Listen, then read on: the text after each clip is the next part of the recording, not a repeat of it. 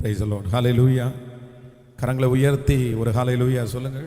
இந்த நல்ல வேளையிலையும் கூட இந்த 3வது நாள் சொந்த வீடு நிலம் இல்லாதவர்களுக்காக அந்த விசேஷித்த கூடுகையில் என்னோடு கூட சேர்ந்து இணைந்திருக்கிற உங்கள் அனைவரையும் நான் வாழ்த்தி நான் வரவேற்கிறேன். ஆண்டவர் ஒவ்வொரு நாளும் நம்மோடு கூட கர்த்தர் பேசிக்கொண்டே இருக்கிறார். ஆண்டவர் இன்றும் நமக்கு தேவையான வார்த்தைகளை கர்த்தர் நமக்கு தருவார். ஆமென். விசேஷமாக ஒவ்வொரு நாளும் ஆண்டவர் நம்மோடு கூட வார்த்தைகளாலே ஆண்டவர் பேசிக்கொண்டே இருக்கிறார். பொதுவாக இந்த வீட்டிற்காக ஜெபிக்கும்போது நிறைய பேர் அந்த வீடு இல்லையே அப்படின்னு நினச்சி நிறைய பேர் அழுவார்கள்.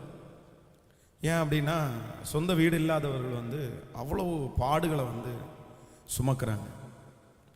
நிறைய ஓனர்ஸ் நல்ல ஓனர்களை ஆண்டவர் நிறைய பேர் நமக்கு தந்திருக்கிறார். நிறைய பேருக்கு அந்த ஓனர்ஸ் ரொம்ப நல்லா அமைஞ்சிருக்காங்க. அவங்களுக்கு ஒரு வாடகை வீட்டில் குடியிருக்கிறவங்களுடைய வருத்தம் என்னன்றதை புரியும். அதனால் அவங்க ரொம்ப மெதுவாக நடந்து கொள்வார்கள். ஆனால் அதே மாதிரி வாடகை வீட்டில் குடியிருக்கிறவங்களும் அந்த அளவுக்கு நிறைய பேர் இருக்கிறது இல்லை. பொதுவாக ஒரு சொந்த வீட்டை பார்க்குறது போல் ஒரு வாடகை வீட்டை பார்க்குறவங்க ரொம்ப குறைவு தான். நம்ம வாடகை வீட்டில் தானே இருக்கிறோம். நம்ம மாதமானால் வாடகை கொடுக்குறோம் இல்லை, நம்ம தான் அட்வான்ஸ் கொடுத்துருக்கோம் இல்லை. வாடகை வாங்கி சாப்பிட்றவங்களுக்கு இதெல்லாம் ரெடி பண்ணுறதுக்கு என்ன, இதெல்லாம் செய்கிறதுக்கு என்ன அப்படின்னு நம்ம நினைக்கிறோம். நான் ஃபஸ்ட்டு நாள் சொன்னது மாதிரி நீங்கள் ரொம்ப நல்லா நினைத்து கொள்ள வேண்டும். வாடகை வீடு கட்டி நமக்கு வாடகைக்காக விடுறவங்களுக்கு பெரிய இன்கம் அதன் மூலமாய் வருகிறது அப்படின்னு நம்ம சொல்ல முடியாது. அவங்களுக்கு நிறைய மெயின்டெனன்ஸ் சார்ஜு, தண்ணிக்கு தனியாக பணம், அப்புறம் டேக்ஸ் கட்டுறது, இந்த மாதிரி நிறைய செலவுகள் இருக்கிறது. அது மாதிரி ஒவ்வொருத்தரும் குடி இருந்துட்டு காலி பண்ணி போனதுக்கு பிறகு என்னதான் நீங்கள் ஒயிட் வாஷ் பண்ணி கொடுத்தாலும் அதை ரிப்பேர் செலவு அப்படின்னு வரும்போது அது ஒரு பெரிய செலவாக வருது. இன்றைக்கி ஒரு ஆளுக்கு சம்பளம் கொடுக்கணுன்னா அந்த சம்பளம் ரொம்ப அதிகமாக இருக்கும். அப்போது நம்ம குடியிருக்கிற இடத்துல வாடகை வீட்டில் குடியிருக்கும்போது அந்த வீடை வாடகை வீடு அப்படின்னு நினைக்காம நம்ம சொந்த வீட்டை எப்படி நம்ம பார்த்துக்கிறோமோ அப்படி பார்க்க வேண்டியது நம்முடைய கடமை. நம்ம அப்படி செய்யணும். அது நம்ம தானே குடியிருக்கிற வீடு. அதனால் நம்ம சிலர் அப்படி அதை செய்கிறது இல்லை.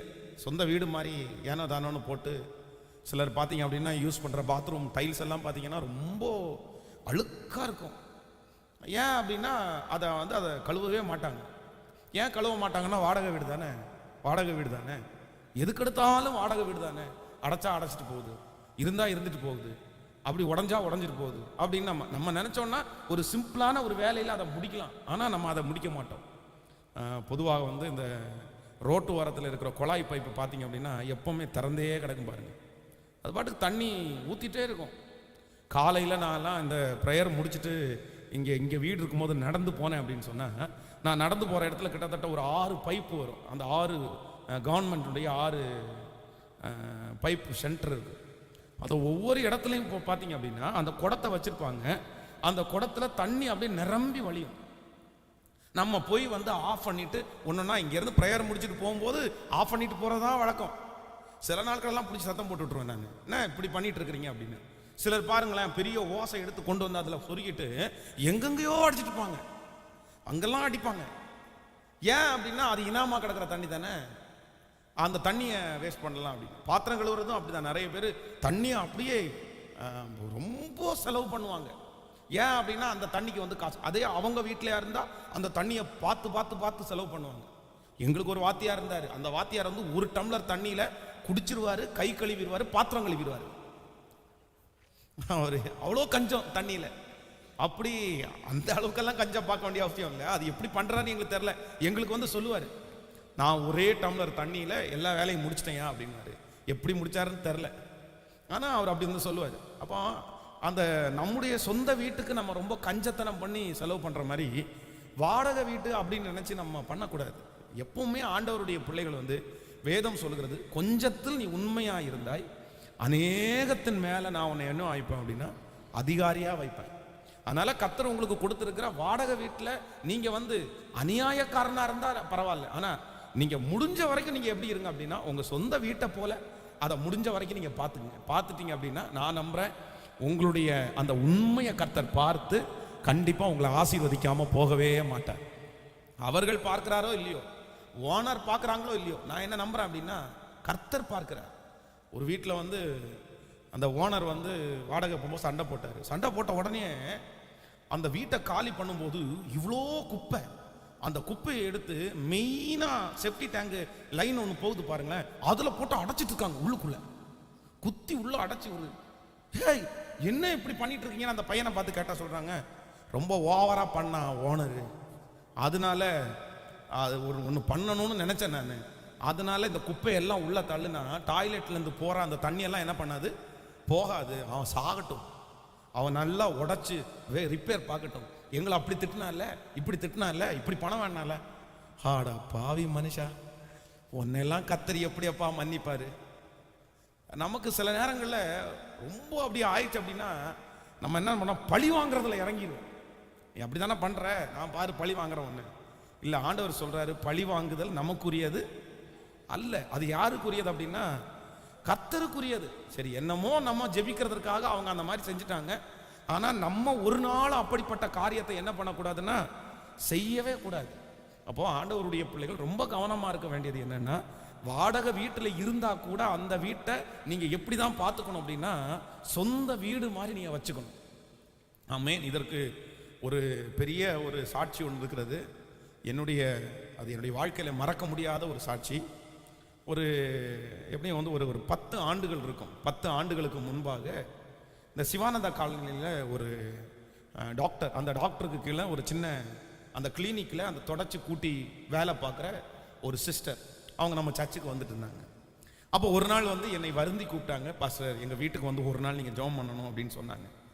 அப்போ வந்து நான் கண்டிப்பாக வரேன் அப்படின்னு சொல்லிட்டு ஒரு நாள் அவங்க வீட்டுக்கு ஜெபம் பண்ணுறதுக்காக போனால் ரோட்லேயே நின்று என்னை கூட்டிகிட்டு போய் வீடு தான் அப்படின்னு சொன்னாங்க. அந்த வாசலில் நின்ன உடனே அந்த வாசலை திறந்துட்டு என்னட்ட சொன்னாங்க, நீங்கள் உள்ளே போங்க அப்படின்னு சொன்னாங்க. பொதுவாக வந்து நம்ம எல்லாருமே வந்து முதல்ல நீங்கள் போயிட்டு வாங்க வாங்க அப்படின்னு கூப்பிட்றது தான் வழக்கம். ஆனால் இவங்க வழக்கத்திற்கு மாறா வந்து என்ன சொன்னாங்க அப்படின்னா, பாஸ்டர் நீங்கள் உள்ளே போங்க பாஸ்டர், உள்ளே போங்க பாஸ்டர் அப்படின்னு. ஏன் அப்படி சொல்கிறாங்கன்னா, நான் உடனே உள்ளே போன உடனே ரெண்டாவது நான் உள்ளே போனால் இவங்க திருப்பி அந்த வீட்டுக்குள்ளே வரணும்னா அந்த கதவை சாத்தினா தான் உள்ளே வர முடியும். அவ்வளவு ஒரு குட்டியான ஒரு வீடு. ஒரே ஒரு அம்மா, ஒரு சிஸ்டர் மட்டும்தான் தங்கியிருக்காங்க. ஒரு பெட்டு போட்டிருக்காங்க. அந்த பெட்லேயே இந்த பக்கத்தில் வந்து அந்த பாத்திரம் எல்லாம் அடுக்கி வைக்கிற ஒரு செல்ஃபோன் இருக்குது. இந்த பக்கம் பார்த்தீங்க அப்படின்னா கிச்சன் அப்படியே நீளமாக இருக்குது. அவ்வளோதான் வாசல். அந்த பெட்டுக்கு உள்ளே போனால் ஒரு சின்ன கேப் உள்ளே போகிறதுக்கு அவ்வளோதான் இருக்குது. ஆனால் உண்மையிலேயே அந்த ஒரு ரூமுக்குள்ளே நான் நுழைஞ்ச உடனே அவங்க வந்து ஒரு டம்ளர் தண்ணி கொடுத்தாங்க. அந்த டம்ளர் வந்து பழைய காலத்து டம்ளர், ஆனால் அவ்வளோ கிளீன், அவ்வளவு சுத்தம். அந்த வீடு அவ்வளவு சுத்தம், அந்த பெட் அவ்வளவு சுத்தம். அந்த ஒரு ரூமை ஐயோ எனக்கு இன்னைக்கும் அதை கண்ணு முன்னாடி நிற்குது. அவ்வளோ நீட்டாக வச்சுருந்தாங்க.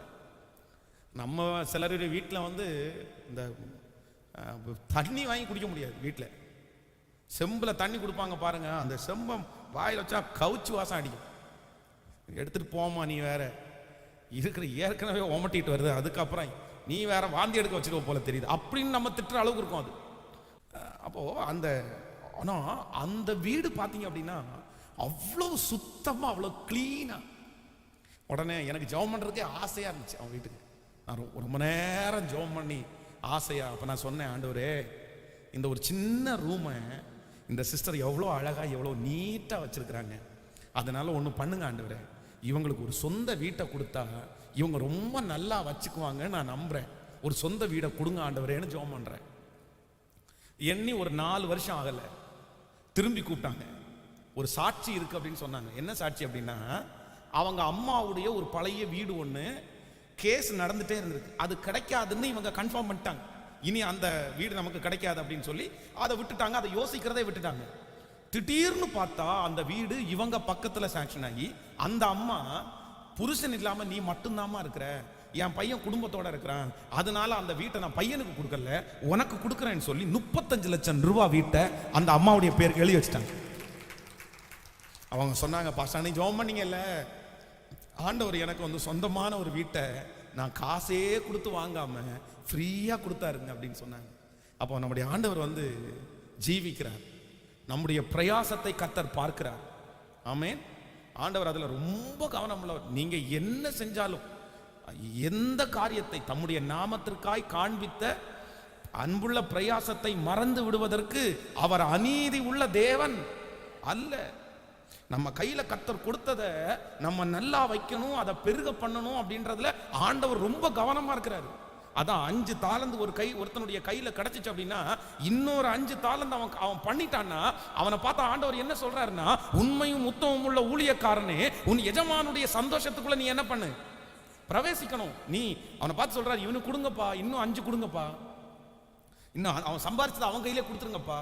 அப்போ ஆண்டவருடைய கான்செப்ட் என்ன அப்படின்னா, உங்க கையில கொடுத்திருக்கிற எல்லாத்தையும் நம்ம நல்லா பத்திரமா வச்சிருக்கணும்ன்றது ஆண்டவருடைய மிகப்பெரிய விருப்பம். ஆமேன் சொல்லுங்கள். ஆனா நம்ம நிறைய பேருக்கு அப்படி இல்லை. அந்த அபிஷேகத்திற்காக தனியா ஜெபிக்க வேண்டிய அவசியம் இருக்குது. எது நம்ம வீட்டுக்கு வந்தாலும் என்ன பண்ணுது அப்படின்னா சுக்கு நூறா உடஞ்சு போகுது. நிறைய வீடுகள்ல அப்படிதான். அந்த பொருட்களை வந்து கவனமாய் பத்திரமா, ஆனா சிலரை பார்த்தீங்க அப்படின்னா அந்த பொருளை எல்லாம் வச்சிருப்பாங்க பாருங்க, எவ்வளவு பத்திரமா வச்சிருப்பாங்க பாருங்க. 5 வருஷத்துக்கு முன்னாடி வாங்கினதுங்க, 8 வருஷத்துக்கு முன்னாடி. ஸோ ஓகே, இந்த ஜபத்தில் இருக்கிறவங்க எல்லாரையும் பார்த்து கேட்குறேன், உங்கள் வீட்டில் 10 ஆண்டுகளாக இருக்கிற ஒரு 10 பொருள் இருக்கா? கை தூக்கம் பார்க்கலாம். ஒரு 10 பொருள் உங்கள் வீட்டில் இருக்கின்றவங்க கை தூக்கம். சிலர் எண்ணுறாங்க, இல்லை இது வாங்கி 2 வருஷம் தான் ஆச்சு, இது வாங்கி 1.5 வருஷம் தான் ஆச்சு, அதுக்குள்ளே உடஞ்சிச்சு இல்லை. அதான் நம்ம நிறைய பேர் எண்ணணும், இருக்கா இல்லையான்னு செக் பண்ணணும். அப்போ ஏன் அப்படின்னா நம்ம நிறைய பேர் அந்த அந்த அந்த மாதிரி ஒரு எண்ணத்துக்குள்ள இல்லை. எல்லாத்தையுமே நம்ம ரொம்ப வந்து அசால்ட்டாக நம்ம போட்டுறோம். இல்லை இல்லை இல்லை இல்லை, ஆண்டவர் வந்து அதில் எல்லாம் ரொம்ப கவனமாக இருக்கிறார். ஒருவனிடத்திலே 100 ஆடுகள் கொடுக்கப்பட்டது, அதில் 1 காணாம போன உடனே அந்த 99 அவன் ஒரு வசத்தில் விட்டுட்டு அந்த ஒரு ஆடை தேடி என்ன பண்ணாராம்? அதுதான் ஆண்டவர் சொல்றாரு, நல்ல சமாரியனாகிய இயேசு. நம்ம ஆண்டவரிடத்துல இருக்கிற அபிஷேகம் என்ன அப்படின்னு சொன்னா, அவர் தான் ஒரு ஆடு காணாம போச்சு, ஆனா அந்த ஒரு ஆடை கர்த்தர் தேடி கண்டுபிடிக்க போறாரு. அப்போ ஒண்ணு, கர்த்தர் என் கையில கொடுத்திருந்த எதையுமே நான் என்ன பண்ணல அப்படின்னா இழக்கல்ல அப்படின்னு ஆவியானவர் சொல்றாரு. ஆண்டவர் அப்படிதான் வாக்கு கொடுக்குறாரு, என் கரத்திலே கொடுக்கப்பட்டிருக்கிற ஒன்றையாயிலும் நான் என்ன பண்ணல அப்படின்னா இழக்கல. நான் அதுக்கு தான் ஜெபம் பண்ணிட்டு இருக்கிறேன், ஆண்டவரே என் கையில கொடுத்திருக்கிற ஒண்ணு கூட நான் இழந்துடக்கூடாது ஆண்டவரே. அப்போ ஆண்டவருடைய பிள்ளைகள் நீங்க எல்லாருமே அதற்காக ஜெபிக்கணும். ஆண்டவரே எனக்கு கொடுத்திருக்கிற எல்லாவற்றையும் நான் எப்படி வச்சுக்கணும் அப்படின்னா பத்திரமா வச்சுக்கணும். என் பிள்ளைங்க எப்படி வச்சுக்கணும் அப்படின்னா பத்திரமா வச்சுக்கணும். ஆமேன் சொல்லுங்கள். சிலர் அதை வீடுகளில் வந்து ஃபர்ஸ்டே பழக்கி கொடுக்குறாங்க பிள்ளைகளுக்கு, எப்பா இந்த பொருளை இந்த இடத்துல தான் வைக்கணும், இந்த பொருள் இங்கே தான் வைக்கணும் அப்படின்னு நம்ம நிறைய பேர் சொல்லி கொடுத்து பழக்கிறாங்க. ஆனால் சில வீடுகளில் பார்த்தீங்க அப்படின்னு சொன்னா அந்த பொருள் எங்க கிடக்குதோ அதுலயும் ரொம்ப கஷ்டம். என்ன அப்படின்னா அந்த துணி பாருங்களேன், வீட்டில் 3 ரூம் இருந்தா 3 ரூம்லையும் இந்த துணி சிந்தாலாடிட்டு இருக்கும் பாருங்க. அந்த 3 ரூம்லையுமே வந்து அங்கேயும் இங்கேயும் ஓடிட்டு இருக்கும். இந்த பையன் பேண்டை கலட்டினா நடுக்கு ஹாலில் கிடக்காது, அங்கே தான் கழட்டி போடுவான். எல்லாம் அப்படிதான். ஒருத்தர் ஒரு நாளைக்கு வந்து ஒரு கணவனார் என்ன வந்து அவன் வீட்டில் ஜாம் பண்ண கூப்பிடும்போது என்னை கூப்பிட்டாரு. பாஸ்டர் என்னமோ சிஸ்டர் பெரியவங்க, சிஸ்டர் பெரியவங்க, சிஸ்டர் ஊழியம் செய்கிறாங்க, சிஸ்டர் சர்ச்சுக்கு வர்றாங்கன்றீங்க, உங்க சிஸ்டருடைய லட்சணத்தை இங்கே வந்து பாருங்க அப்படின்னு என்னை கூட்டிட்டு பெட்ரூம் கூட்டிட்டு போனாரு. கூட்டிட்டு போயிட்டு கொஞ்சம் குமிஞ்சு எட்டி பாருங்கன்னாரு. குமிஞ்சு பார்த்தா எல்லாம் உருண்டு உருண்டு இருக்குது, ரவுண்ட் ரவுண்டா, எல்லாம் ரவுண்ட் ரவுண்டா இருக்கு. என்ன பிரதர் அப்படின்னு கேட்டா, இந்த அம்மாவுக்கு ட்ரெஸ்ஸை சேஞ்ச் பண்ண உடனே அந்த ரவுண்டா வச்சு கால் வச்சு ஒரே தள்ளு, அப்படியே பால் விளையாடுற மாதிரி சல்லுன்னு அது உள்ள போயிடும் கட்டில் கடியில. இப்படியே அதை பல நாள் போட்டு இவர் சொல்லியிருக்காரு, என்னைக்காவது ஒரு நாள் பாஸ்டர் வருவார், நான் கூட்டி காமிக்கிறானா இல்லையான்னு பாரு அப்படி. இந்த கட்டில் கிளீன் பண்ணம்மா, இந்த கட்டில் கிளீன் பண்ணாமா. வேலைக்கு போகிற பெண்கள் அப்படின்னா பரவாயில்ல, கண்டிப்பாக வந்து ஏன்னா நீங்களும் வேலை செய்கிறீங்க, உங்கள் கணவனார் வந்து உங்களுக்கு ஹெல்ப் பண்ணணும், நீங்கள் ஏதாவது வேலை செய்யணும். ஆனால் வேலைக்கு போகாத பெண்களாக இருந்தால் பலவீனமாக இருக்கலாம், ஆனால் வீட்டை நீங்கள் சுத்தமாக வைக்க வேண்டியது உங்கள் பிரதானமான கடமை.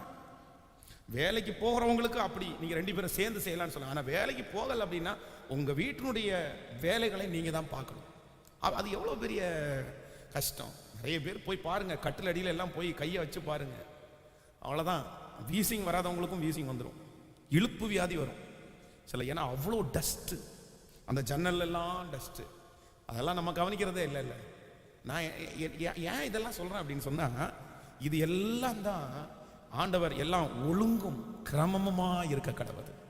கர்த்தர் உங்களுக்கு கொடுத்ததுல நீங்க உண்மையா இருந்தீங்கன்னா, அதான் உண்மையா இருக்கிறது என்ன அப்படின்னா, அதை தொலைக்காம இருக்கிறது, அதை பத்திரமா வச்சுக்கிறது, அதை சுத்தமா வச்சுக்கிறது. கர்த்தர் உங்களுக்கு கொடுக்கறதுல நீங்க உண்மையா இருந்தீங்கன்னா, உண்மையுள்ள மனுஷன் பரிபூரணமான ஆசீர்வாதங்களை பெறுவான் பெறுவான். ஆமென் சொல்லுங்கள். கர்த்தரே உங்களுக்கு ஹெல்ப் பண்ணுவாரு. நம்முடைய வீட்டை நமக்கு கொடுத்த ஓனர் வந்து ஒருவேளை நம்முடைய வீட்டுக்குள்ள புகுந்து இந்த வீடு எப்படி இருக்கு அப்படின்னு பார்த்தாங்கன்னா, அவங்களே பிரமிச்சு போற அளவுக்கு உங்க வீடு இருக்கணும். இந்த சிஸ்டரை மாதிரி இந்த வீட்டை சுத்தமா வைக்க முடியாதுன்ற அளவுக்கு நீங்க வச்சிட்டீங்க அப்படின்னா, 2 வருஷத்துல உங்களை காலி பண்ணணும்னு நினைக்கிறவரு இன்னும் 4 வருஷம் கூட உங்களை வச்சுக்குவார். ஆமென். நான் ஆமென் வரமாட்டேங்குது. நிறைய பேர் எங்க ஓனர் அப்படியெல்லாம் இல்லை பாச, பொல்லாத ஓனர் அப்படின்னு நினைக்காதீங்க. கர்த்தர் நம்முடைய உண்மையை கர்த்தர் பார்க்கிறார். ஹல்லேலூயா. ஸோ எல்லாரும் எப்படி ஜெபிக்கணும் அப்படின்னா, ஆண்டவரே எனக்கு கொடுத்ததுல நான் என்ன எப்படி இருக்கணும், சத்தமா சொல்லுங்க. அதுக்காக இனி மீனே வாங்க மாட்டேன் நான் அப்படின்னு ஒரு முடிவு எடுத்துறாதீங்க. ஏன் அப்படின்னா, அதுதான் சிலருக்கு வந்து உடல்ல ஆரோக்கியம். வேற இப்போ மீன்லையும் இன்ஜெக்ஷன் வைக்க ஆரம்பிச்சிட்டாங்க. பட் அது ஆரோக்கியமான ஒரு பொருள். அதனால அது நாத்தம் அடிக்குது வேண்டாம் அப்படின்னு யோசிக்கிறத விட, அதை க்ளீன் பண்ணும்போது, அதை சமைக்கும் போது கொஞ்சம் பத்திரமா கவனமா அதை செஞ்சிட்டிங்க அப்படின்னா, கண்டிப்பாக சொல்கிறேன், அது அந்த அளவுக்கு என்ன பண்ணாதுன்னா உங்களுக்கு பிரச்சனையை உண்டு பண்ணாது. அது அந்த மண் சட்டி வாங்கி வச்சுருப்பாங்க நிறைய பேருடைய வீட்டில். ஏன் அப்படின்னா, சில்வர் பாத்திரத்தில் மீன் குழம்பு வைக்கும்போது அப்படியே எடுத்து அடிக்கும். ஆனால் மண் சட்டியில் வச்சிங்க அப்படின்னு சொன்னால் அது கண்ட்ரோல் ஆகும். அதனால தான் நிறைய பேர் மண் சட்டியில் வைக்கிறாங்க. நம்ம நிறைய பேர் மண் சட்டி எதுக்கு வைக்கிறாங்கன்னே நமக்கு தெரில. இல்லை, ஏதோ பழைய காலத்து தாத்தா பாட்டி வைக்கிறாங்க அப்படின்னு நம்ம நினச்சிட்டு இருக்கிறோம். விட்டால் நம்ம ஆட்கள் குக்கர்லேயே மீன் வச்சுருவாங்க. அவ்வளோ ஃபாஸ்ட் ஆயிடுச்சு இன்னைக்குள்ள சமையல். ஏங்க நமக்கு இந்த மீனெல்லாம் வைக்கிற டைமில் எடுத்து போடுங்க, 2 மீனை குக்கரில் எடுத்து போடுங்க, 3 விசில் போட்டு 3 விசில் போட்டு மீன் குழம்பு இறக்கிடலாம் அப்படின்னு கூட சிலர் செஞ்சிருவாங்க போல. அவ்வளோ ஃபாஸ்ட்டாக இருக்காங்க. ஆமென். ஆண்டவருடைய பிள்ளைகளை ரொம்ப முக்கியமான ஒன்று என்னென்ன, ஆண்டவரே நீர் எனக்கு கொடுத்த எல்லாவற்றிலையும் நான் என்னவா இருக்கணும் அப்படின்னா உண்மையாக இருக்கணும். ஆமென் சொல்லுங்க. எல்லாருக்கும் நமக்கெல்லாம் அந்த பழக்கம் வரமாட்டேங்குது. நான் அதான் கேட்குறேன், ஆண்டவரே முதல்ல நமக்கு அந்த பழக்கம் வரும். பைக்கு பாருங்க, நம்ம வாங்குற 3 நாள் மட்டும்தான் துடைப்போம், அதுக்கப்புறம் துடைக்கிறது இல்லை. காரு பாருங்க, வாங்கின 3 நாள் தான் துடைப்போம் எல்லாமே. ஃபோன் பாருங்க, 3 மாதம் ஸ்க்ராட்ச் ஆகாமல் இருக்கும். அதுக்கப்புறம் பார்த்தீங்க அப்படின்னா எந்தெந்த இடத்துலலாம் எப்படிலாம் ஸ்க்ராட்ச் ஆகும். அதனால் ஆண்டவரே நீங்கள் கர்த்தர் உங்களுக்கு கொடுத்துருக்கிற பொருளை மட்டும் நீங்கள் இது வரைக்கும் பத்திரமா வச்சுருந்தீங்க அப்படின்னா, நிறைய பேருடைய வீடுகளில் லட்சக்கணக்கான பொருள் இருந்திருக்கும். அதனால் ஆண்டவரே பத்திரமாய் வைக்கிறதற்கு எங்களுக்கு கிருபை தாரும். ஆமேன்னு சொல்லுங்கள். கைகளை உயர்த்தி எல்லாரும் கேளுங்க, ஆண்டவரே எனக்கு கொடுத்ததுல நான் என்னவா இருக்கணும் அப்படின்னா உண்மையாய் சொல்லுங்க, முழு பலத்தோடு. இயேசுவே உண்மையா இருக்கிறதற்கு எனக்கு பலன் தாரும். கேளுங்க, ஆண்டவரே எனக்கு பலன் தாரும். நான் உண்மையா இருக்கணும் ஆண்டவரே. ராஜா அதை பத்திரமா வைக்கணும் ஆண்டவரே, பத்திரமா வைக்கணும் ஆண்டவரே. அந்த கிருபையை கர்த்தர் நீர் எனக்கு தரப்போகிறதற்காக ஸ்தோத்திரம் ஆண்டவரே. நீர் தருவீர், நீர் தருவீர், நீர் தருவீர் ஆண்டவரே. உம்மாலே முடியும் ஆண்டவரே, உம்மாலே முடியும். ஹல்லேலூயா.